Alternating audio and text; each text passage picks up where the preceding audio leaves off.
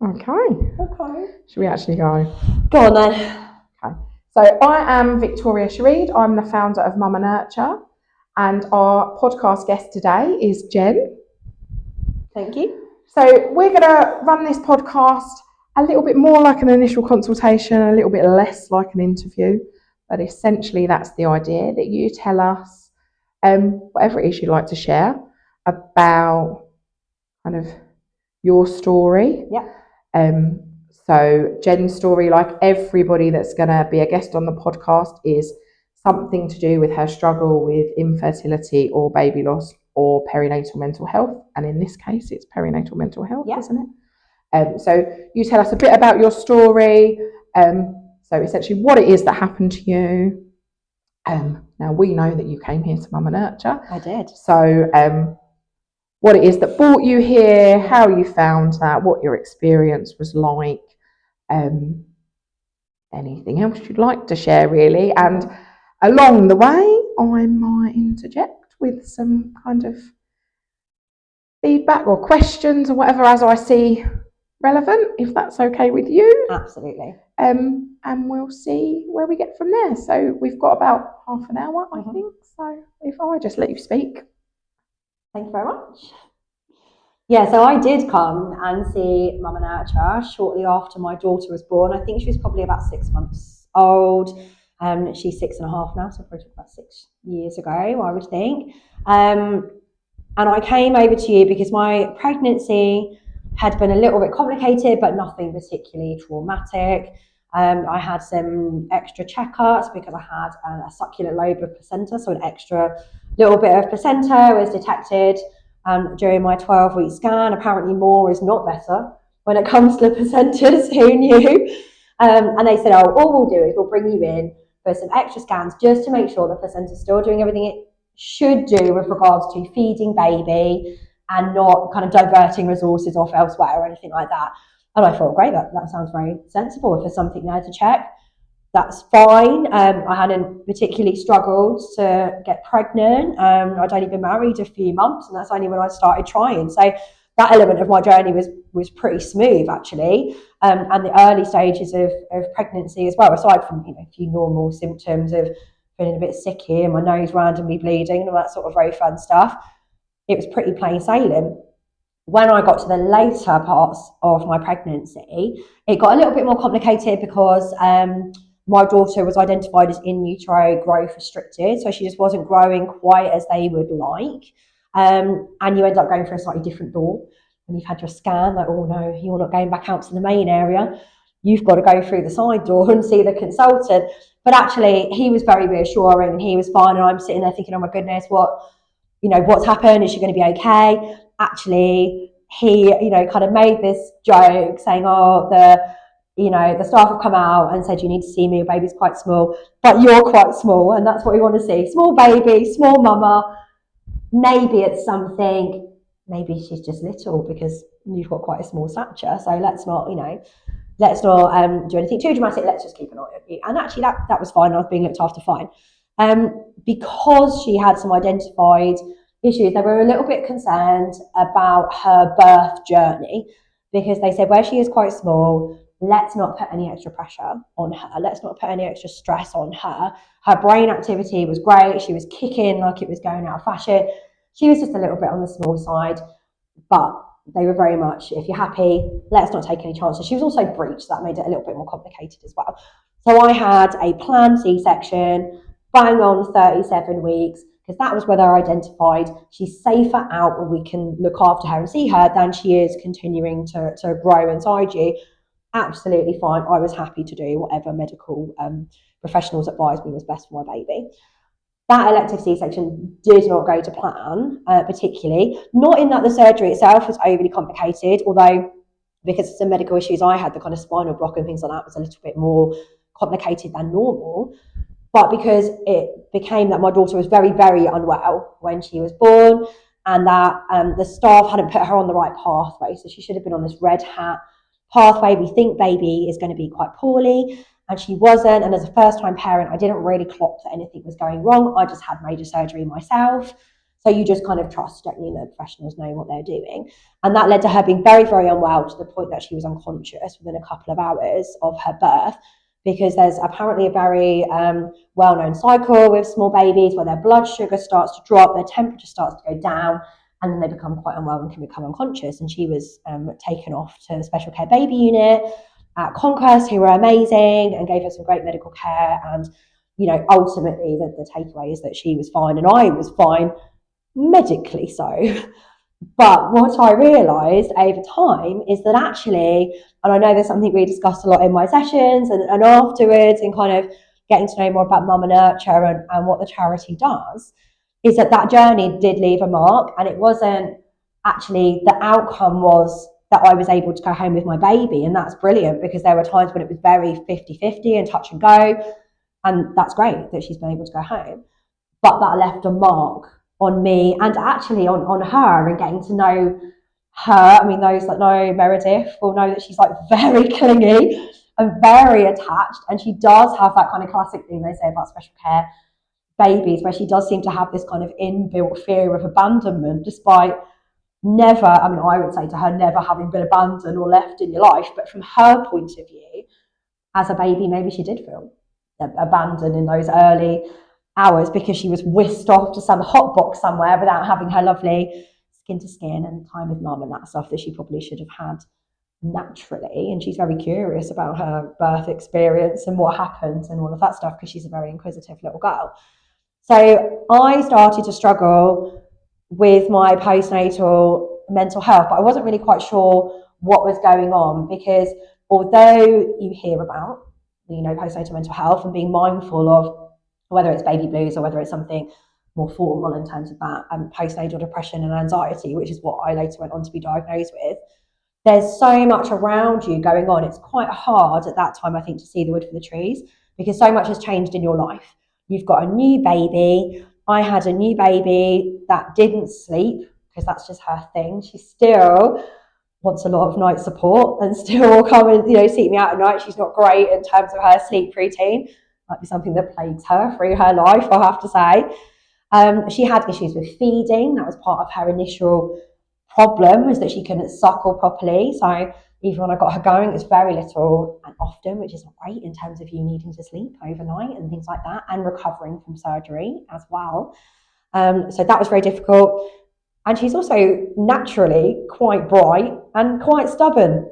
She knows what she wants. I believe the nurse in special care called her a rather challenging first baby. And I think that probably was spot on. I think she'd seen this before. So all these things were going on where I'd had this difficult experience. I had possibly a baby that wasn't the most kind of chilled out, easy to deal with. And then some issues going on with the kind of support network that I had as well, because when you're then feeling that just utter exhaustion of a new baby, you're trying to work out yourself, am I just shattered because I've got a new baby and I've had surgery? Is this within the realms of normal when you think about that mum opening the front door in a dressing gown, a messy bun, covered in baby sit with a what's it in her hair or whatever? Is it that? Or is it something more? And actually in those early weeks, I felt okay, because I'd come home and I'd been in hospital for 9 days with my baby and I hadn't gone outside. And actually, when we were about to be discharged, I remember just going up to the cafe at Conquest and realising I literally had not left and done anything. And that had become my little environment for that time, which was a very strange place to be. And so actually when I was home, I'm like, this is great. I'm at home, I've got my bed, I can do whatever I like. It's very chilled, it's not too bright at night, there's not doctors trying to wake me up the very moment I get to sleep. I've got my environment. And I think that gave me a full sense of security, of feeling okay. And also perhaps that message from some people in my life, well, you're okay. You're both okay. Yeah, okay, it's not, you know, an ideal experience, you know, a bit touch and go there, mate. But ultimately, you're both okay. And at a certain point, you start to reflect and think, am I actually okay though? Or is this whole experience starting to feel quite a lot? And I remember in some of our first sessions, me saying to you, it feels like this slightly more traumatic entry into parenthood has shone a light, arguably, on issues that already existed in my life. They weren't necessarily new issues, but perhaps they were issues that didn't feel quite at the forefront for me at times when I felt like a stronger person, at times where I felt more settled in my life, at times where I wasn't exhausted and more vulnerable, and the person needing that support, actually, where I was just living my life fairly unencumbered without a new baby and all of that stuff, I didn't need that type of support, so it didn't become an issue. And then it did, and you turn around and go, hang on a minute, I'm not sure this is what's supposed to be happening.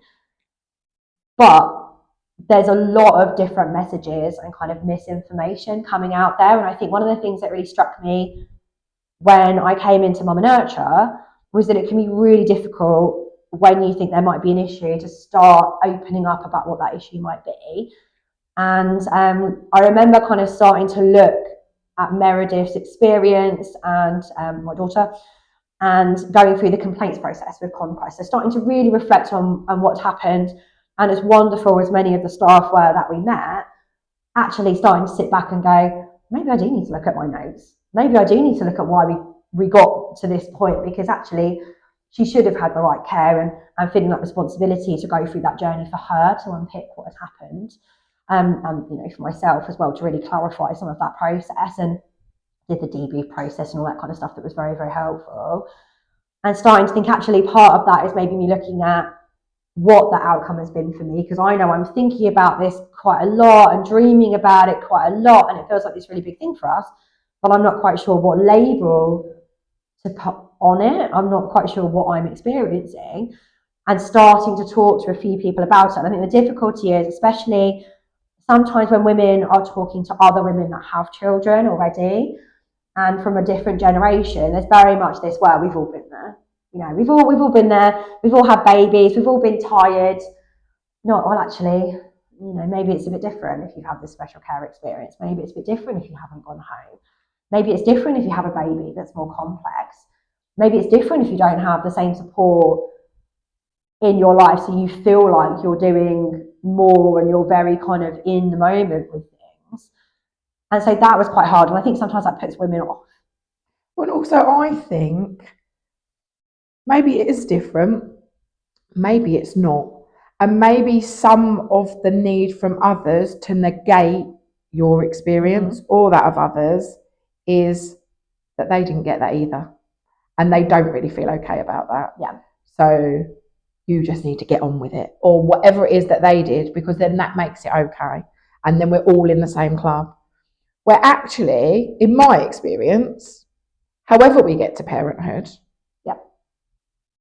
it's a heck of an adjustment. Yeah. And most people's birth experience, particularly the first time, is not necessarily quite what they expected. And however prepared for parenthood we think we are, that's probably different than expected either. And there's that whole thing, isn't there, about partners and family, where we think we know them, and then parenthood changes everything that we ever thought we knew about life, and sometimes they don't become the person that we thought they would be within that experience. Sure. So as far as I see, a lot of those changes are happening for, well, everyone that becomes a parent. I think what is missing for a lot of people is the acknowledgement for themselves that their own need is not being met, or that they are struggling. Yeah. And actually, like, to come here, there's no, whatever you call it, you don't need to hit a certain rung on the ladder of struggle. It would be okay if you got pregnant easily enough, managed your pregnancy easy enough, and got to having a baby and thought, whoa, this is more than what I thought. Like, that's okay. I think if anyone's struggling in any way, like on any level, it's okay to reach out and ask for support. I think it's a real shame that other people, and particularly other women that have experienced motherhood, are so willing to negate other people's struggle and need for support, when actually that could be so much different. And with a bit of kindness and support from our own natural support network, maybe the need for additional support like ours wouldn't be so key. Yeah, and I know that's something we talked about and unpacked a lot in my initial sessions with you, is actually I could still be feeling how I was feeling, even if it hadn't been a very traumatic birth. Some of those issues likely still would have come up just through the adjustment of having a new baby in your life and that different responsibility and changes and all that stuff. Some of those issues, to a more or lesser degree, could still have been there. So it didn't all need to be wrapped up in the trauma of it, as much as thinking this is potentially just part of the journey. Yeah, even if it had been quite smooth. Yeah, I think there's kind of two things, isn't there? So there's the adjustment to becoming a parent, and then there's the trauma. And I think, again, I can only speak from my own experience, but in my experience, quite often postnatal depression, the diagnosis thereof, can be quite closely linked to birth trauma, or similar. So actually, it's a trauma response rather than a depression that's just occurred because we've had a baby. Do you see what I mean? Yeah, absolutely. And that was definitely something reflected by some of the medical professionals that I met, because some of the doctors that I saw in the kind of early phases of what was going on just started to reach out and say, I'm like, I don't know if I feel okay, actually. And I don't know what I should do about that. And having seen in my circle and wider circle the impact perhaps of those early issues that then follow the kind of generational trauma into people, it's almost like the family becomes very fractured and affected. Me looking back and going, I don't want that to be my experience, and I definitely don't want to spend my life pasting that all over my child as she grows up. So I'm very, willing and happy to start to deal with some of that stuff if it's helpful. And there was, the very quick kind of labeling of, well, that's postnatal anxiety and depression, and you need to be medicated, and you need this and you need that. And actually that pathway of medication and kind of more formal therapeutic things in that pathway of like CBT and that kind of thing never really worked for me. It wasn't the right modality. It wasn't working. And I remember seeing a slightly more flippant, like female medical professionals going, I'm not sure this is working for you, to be honest. What you're telling me is the outcome. Now you're on medication and this stuff is telling me actually it's not what your body needs right now. Your body's perfectly capable of dealing with this yourself. What you've got, and they use a slightly swearier term, is poopy life syndrome. They diagnose poopy life syndrome. You've got a life problem here rather than a brain medical problem. Your symptoms are very real, but actually it's kind of going back to basics. And I think that's where it's so difficult when you have, kind of that societal pressure or pressure of people around you just to be okay and seamlessly appear with your baby like Mary Poppins, and it all being very easy if actually you've had quite, the roller coaster into parenthood and it's not quite gone as you expected, and your baby's a bit tricky. And then she had very extreme separation anxiety very early, and that was quite difficult because the health visitor just didn't believe me that she could possibly have separation anxiety as early as she did. And I remember taking her along to get weighed and going, you try and hold her then. You just have a go. You tell me. She doesn't know me from Adam. She can't work out how long I've been away for or whatever. She doesn't know. That's absolutely fine. You pick her up. I've got no problem with you picking her up. And the moment she was down from me carrying her, goodness, did she scream. And this guy came in from the waiting room. He's like, oh, yes, this is the baby with the good lungs, I see. I mean, she had echoed her way around every place that we went.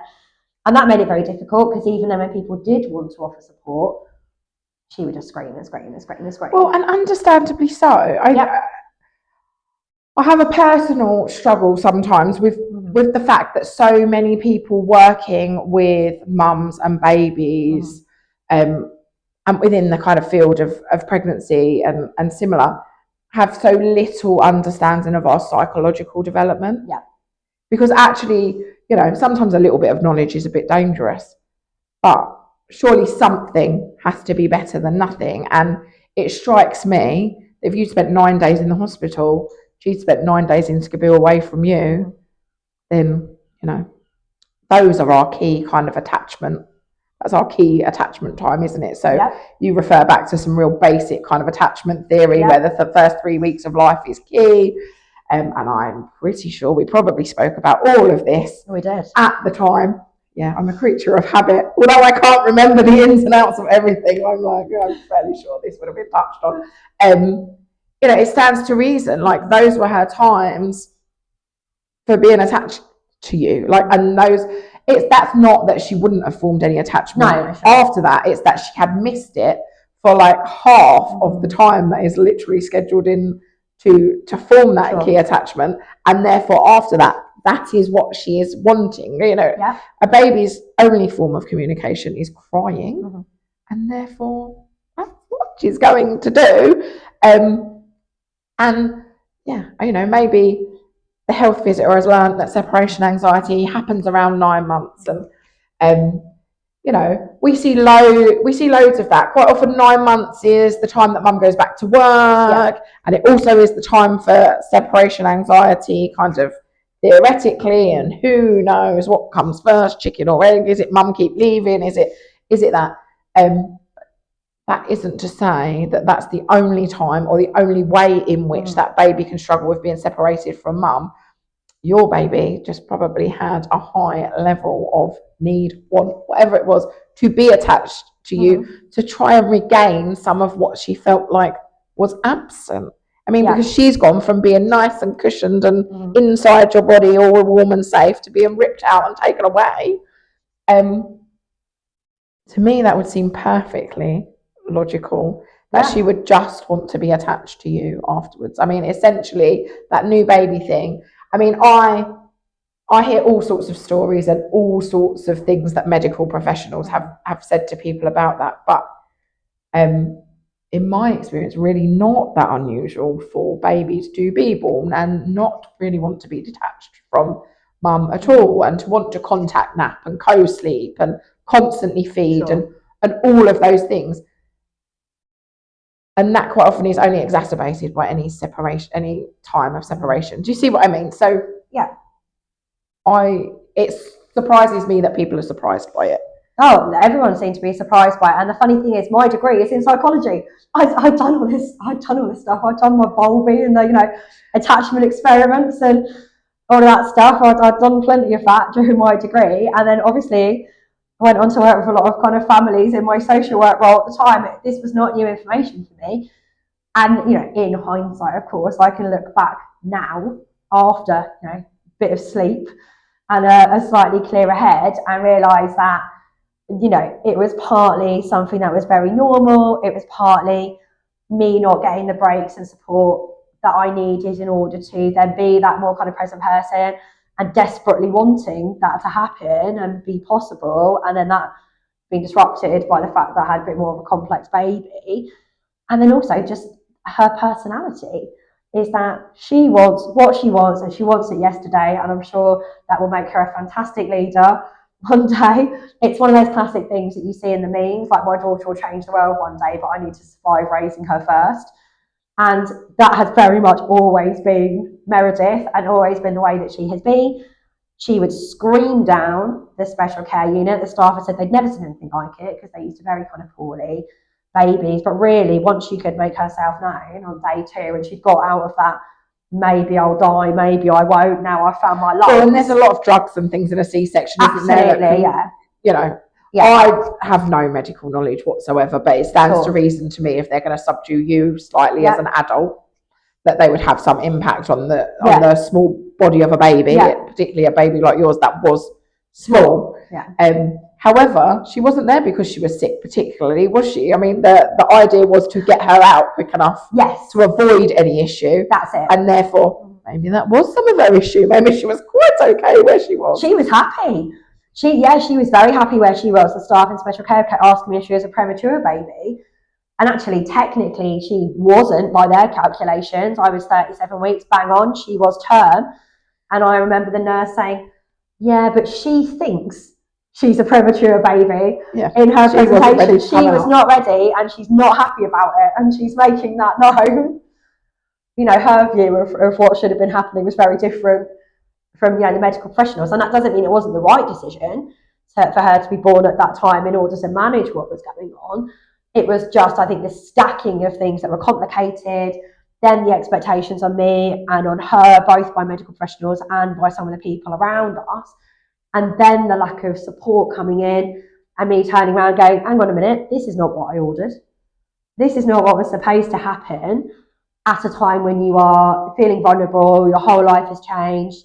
And I think just some of the other issues she would have had anyway. So she has hypermobility, she has flat feet, that's not a surprise. I have hypermobility.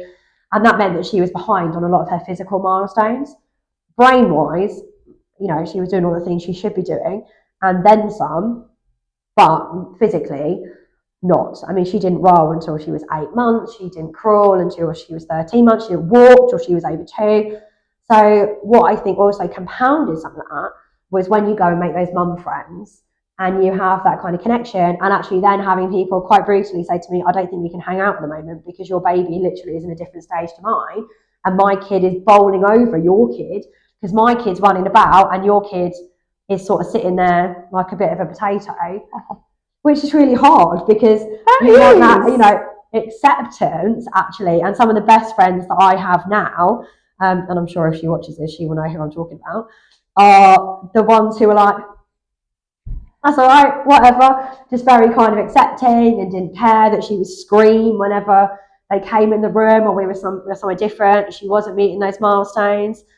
You know, I remember one of my friends who's a really good friend now going, I'm just going to approach her as if she were a rescue dog. Just put her on the floor and I'll very carefully approach. And then one day her not screaming, and my friend going, like, this is the most acceptance I've ever had in my life. This is the, you know, she's not screamed at me today. And then the same person offered me a Prosecco at 11:30 in the morning. I'm like, you're my kind of person. You're my people. Well, and you have to, I think you have to find your tribe. You do. Mum friends are, you know, endlessly helpful if they are the right ones. Absolutely. Ones that are saying, no, sorry, your baby's not doing the right thing. Also, I think the fact that you know exactly when she hit each milestone speaks to the anxiety. Yeah. Because an anxious mum is constantly worrying about who does what when, and if it's right or if it's wrong or if it's, do you see what I mean? Yeah. Whereas maybe it might not be quite so like that if you were able to take it all in your stride, and if other people around you weren't so worried about it. Yeah. Because to make it a problem means there's something wrong with it, doesn't it? Where actually, you know, I have a 9-month-old that can crawl. Oh, I'm sure she can roll if she fancies it. But I mean, I've probably only seen her roll 2 or 3 times. Yeah. Like, okay. Like, that's just where we're at. I'm pretty sure at some stage she'll walk. She likes to do that, but she's not. Do you see what I mean? Like, I think textbooks say we should do this then and that then and that then and that then. And then the reality of human nature is we're all different and we'll get there eventually, or we won't. And maybe if we all felt a bit like that inside ourselves, we could imbibe some of that to our children. Yeah. And we'd be able to offer, you know, helpful support. You said to me when you came in that one of my key phrases when you were having counselling with me was, help needs to actually be helpful. Help needs to be helpful. I could get tattooed on my body, along with if something hurts, say ouch, I think was another thing. Yeah. That is one of my favourites. I think that if we hurt ourselves physically, we say ouch. It's a natural reaction. But quite often we are on the receiving end of people's, you know, and sometimes it's a verbal attack, isn't it? Yeah. You know, what people are saying to us. And we know we're hurting, but we don't know how to respond. And I think ouch is definitely an adequate response to that. Like, it's immediate. Everyone knows what it means. It kind of sets the boundary. And how someone else reacts to what you've got to say, that's up to them. Like, it's up to you to react to what they're saying. But I think certainly at the time that we knew each other in that way, I was much more comfortable with that level of thought than you were. I think for you it was quite shocking at the time, wasn't it? Yeah, and it was a very basic revelation in my life, really, that actually some of the things that people were saying about me and about my baby were quite hurtful. And I was just being expected to suck that up and be okay with it. And then you've got a mixture in hindsight of this very heavy pressure. Your baby's not performing as they should, as if they were a dog at Crofts, you know, to what we would expect to kind of appease the masses. And you're not doing and saying what we would like, in that you should kind of just seamlessly be floating around like Mary Poppins. And that's unacceptable to us and to society and whatever. And you've got this other stuff, and we believe you should be over it by now on our timeline that we've given you. But also, not having the support to deal with that or move things forward, even from, you know, medical professionals saying, well, your baby's not meeting the milestones, as if it's my fault, as if I have any control about when she's going to roll or sit or whatever. And I think that's why I remember it so poignantly, because you get that judgment of, well, your baby's not doing this. Well, what would you like me to do about it? I'm watching all the other babies at playgroup organically do this stuff in the same, you know, way I can reflect on my experience of my daughter cognitively doing those things without any effort from me. She just talked. And now I think they've got a lot of stuff to learn how to do, haven't they? And it's kind of impossible to be learning and be good at everything all at the same time. Like, they may well reach a point where they're doing that, as I'm sure she is now. Absolutely. You know, a good few years down the line. But at the time, you know, they're concentrating on doing that or doing that or doing that. The idea that they're going to be good at everything all at the same time is almost like setting them up for failure right from the beginning, isn't it? And you as a mum, I think, where I think this kind of idea that, oh, we're all human, well, we'll all get there, or not, you know, because there are things that some of us will just never learn how to do, you know? Does it massively. Like, I'm never going to do the high jump. I mean, I had to at school. That was part of the... But, like, I was rubbish at it then. I'd be worse at it now. Not drastically going to impede my life, quite frankly. Like, the same as, you know, I probably don't remember Pythagoras' theorem off the top of my head, nor do I calculate how many baked bean tins I need in the cupboard. You know, like, I sometimes feel like it's like that about childhood milestones. Like, you have to be here then and here then and here then and here then. But when you apply for Oxford or whatever, they're not going to ask you, are you? No, I don't think she's ever going to be asked. You were over 8 months when you rolled. Sorry, you can't come here. Exactly. Where, you know, she's going for a job interview and they're going, at what age did you first sit up and roll? Oh, no, I'm sorry. You know, and the irony, I think, is for those that know me and know Meredith, is very clear. She is not going to be the next future Olympian. That's just not her. She's not very sporty. She's not into it. She loves her kind of performing arts and things. But with the people around me, they know she's got a fiercely good memory. She's a great salesperson. She can get what she wants. She's very bright. She came to a charity event at some stage where she told me she made those cakes and dragged people over to buy them, and then told me I needed to give her one for her work. It's fair. I mean, I was with some friends over the weekend and we were joking that in the future, you know, people think Meredith will just tell me, oh, Mum, you can't know what I do for a living. I work for the government. I work for the government and that's it. And it's very don't ask, don't tell. What do you do, Meredith? No, I work for the government. You know, and off she goes in a black helicopter somewhere and we don't ask, never to be seen again. Because that's very much just how she, you know, she wants what she wants and she will get what she wants from those around her. She's very bright and she's very inquisitive and she's got great observation skills.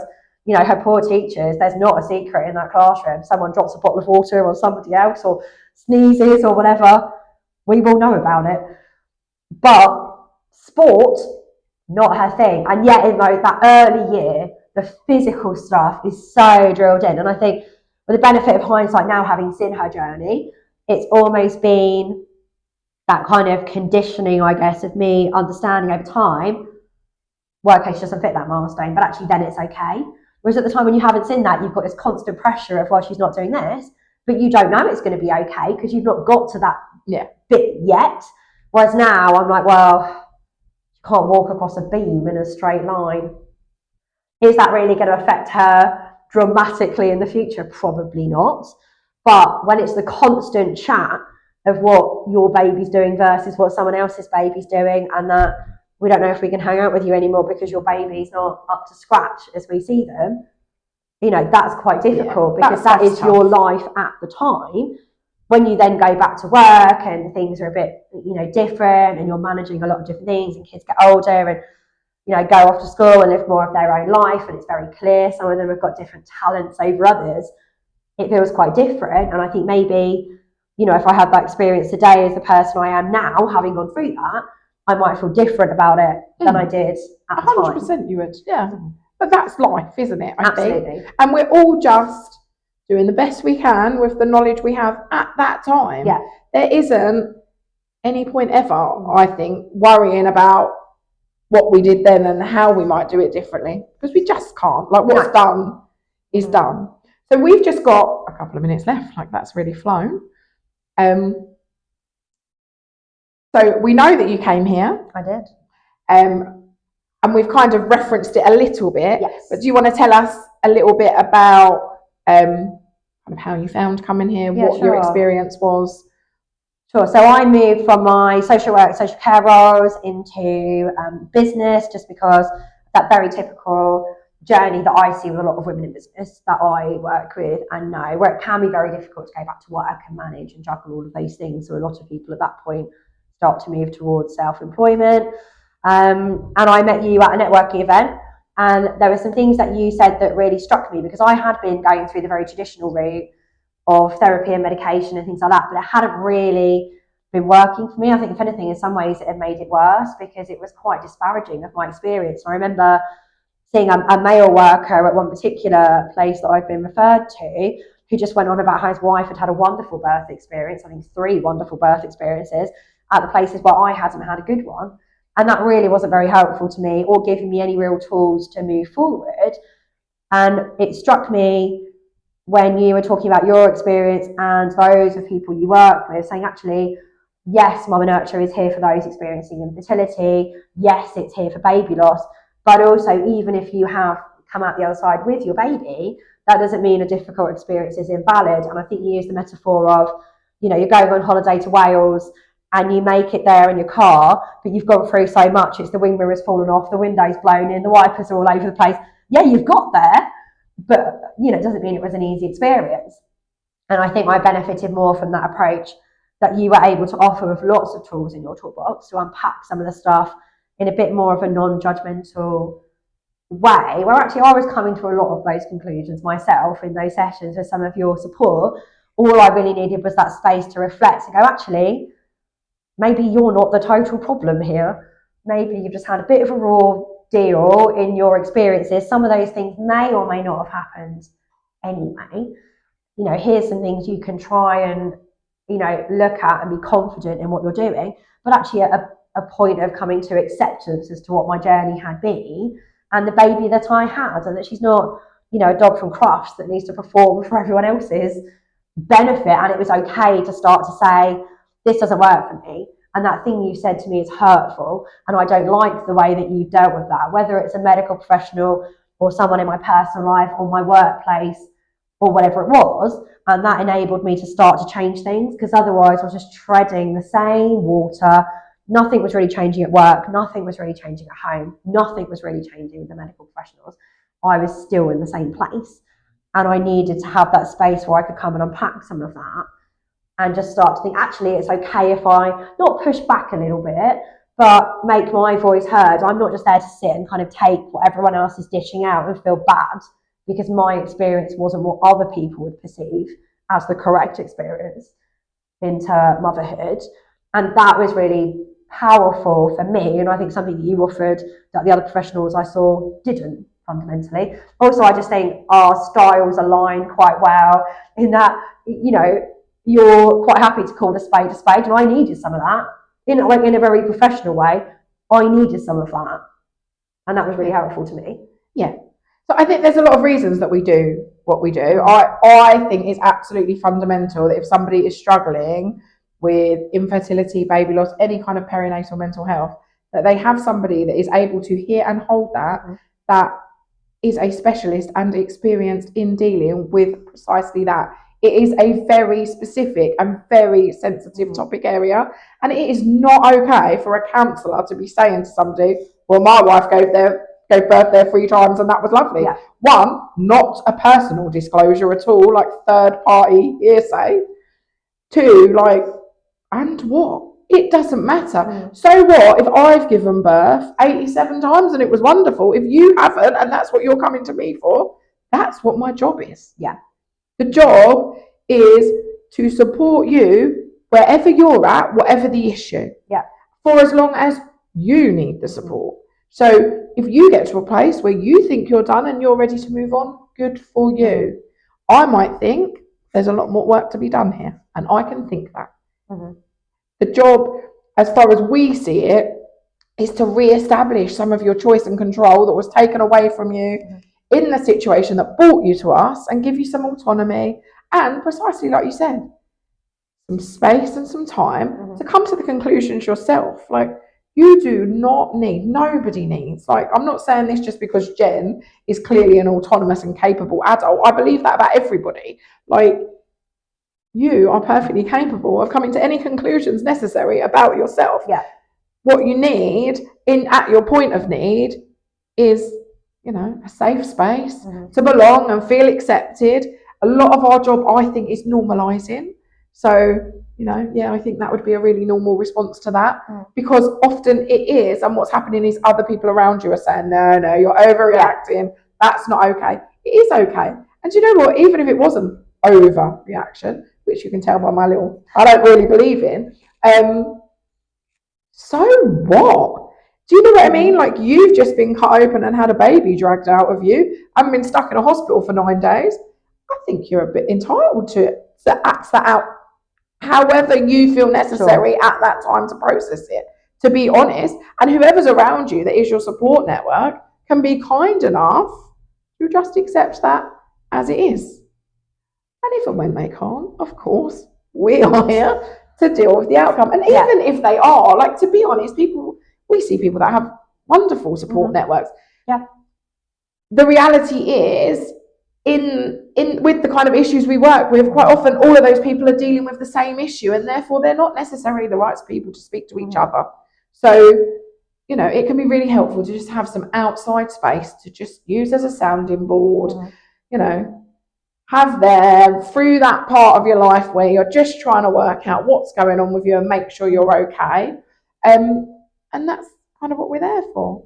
Yeah, no, absolutely. It was really useful to unpack it at the time, because there were some things in my life that were repairable. There were some relationships actually where different conversations were had in the moment with people going, we just didn't know what to do. We were just frightened in a way, as you were, both for this new baby, but also for you and the impact on you if she had passed, or what would that mean for you as a person we do know and are attached to. Yes, obviously we wanted the best for your baby, but actually we were worried about you as well. And having some of those more difficult conversations and coming to that point of acceptance with people that maybe that journey had been difficult, for a few people, then for other people in my life it wasn't repairable, and there were changes in my family circumstances and things that I needed to bring about to go, actually, I just don't think you are a supportive person for me. If you can't work with me through those things that are hard, actually, maybe we need to part ways here. I'm going to put those boundaries in place and I'm going to move things forward with my life. Obviously then going into business as well and becoming a very different version of myself that people know today than the person that came into your, therapy space then, and kind of finding that voice and realising it is okay for me to, have a bit of a stronger voice and, express things that I want to express, and that I am capable of doing that stuff, because I have gone on to, do well in my businesses and things like that, and that's been fantastic. But it's interesting because I can imagine there's a very different version of me that comes in here now to work with you on supporting Muma Nurture and the things that we do in business together, versus that time when I scuttled into your office feeling very sorry for myself in a bit of a dilapidated state. Yeah, so for that, I'm going to thank you for sharing your story and taking the time to do this. And I guess maybe I need to pick up on a few things. So I guess the first time that we met and you came to Muma Nurture, you're in the most vulnerable part of your life. Yeah. You finally, you've had your daughter, but she nearly died. That's a terrifying experience. And then there was a big struggle. Yeah. And you've sought out other services and whatever before you've got to me. Like, it would have been of no surprise to me that at that point you were a bit timid and withdrawn and a bit unsure of yourself. Your life has moved on exponentially, and in later years we've kind of reconnected in more of a business way. But on that, I'd like to just pick something up and say that nobody will has ever known from me that Jen and I have worked together in that capacity. So there'll be several people that have networked with us together or seen us at various charity events or whatever that will just think we know each other and probably assume that we met through your networking. Oh yeah, absolutely. Event. Yeah, they will have no idea I was a if Jen's chosen to share, that's up to her.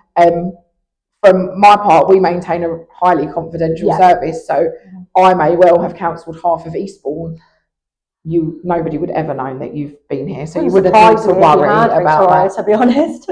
That's what half of me's for. No, and as you know, I'm very happy to share my experiences now, partly because I think it's really important, because, you know, I had such a great experience with Muma Nurture, and it was the catalyst that moved things forward for me in a way that other services didn't. So I think now, you know, in hindsight, having moved on more from that experience and having been happy to talk about it, you know, it's lovely for me to be able to come and talk to you now and to support Muma Nurture, and, you know, to ensure that other people out there know that it's something that is offered and available. Because if I hadn't just stumbled upon you at a networking event, you know, easily I could have not known that support was there. Yeah, absolutely. I mean, and I think that's an ongoing issue for us and probably many other small charities. You know, we probably have two key struggles, and they will always be, I think, raising awareness and raising funds to keep doing what we do. Our end goal essentially is that everybody that ever needs us will know that we're here and come to us for support. So yeah, the podcast is part of that. So thank you for being part of it. No problem. Thanks for having me. And you're very welcome. Let's finish there.